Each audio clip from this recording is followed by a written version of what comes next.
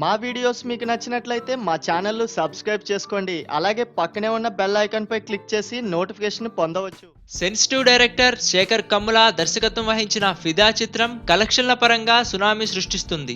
సాయి పల్లవి, వరుణ్ తేజ్ నటించిన ఈ చిత్రం సెన్సేషనల్ హిట్ అనే టాక్ ను సొంతం చేసుకుంది.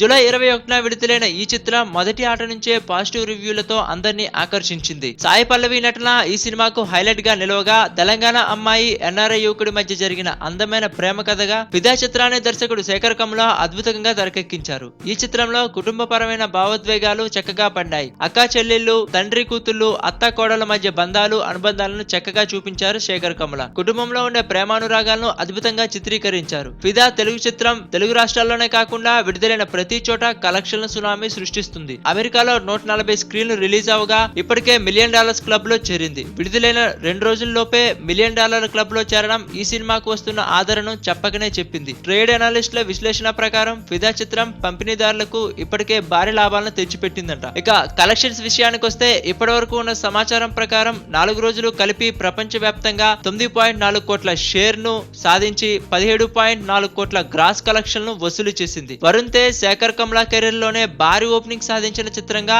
ఈ మూవీ నిలిచింది. అయితే వారాంతానికి 25 కోట్ల క్లబ్ లో చేరి ఈ చిత్రం టాలీవుడ్ రికార్డుల దుమ్ము దులుపుతుందట.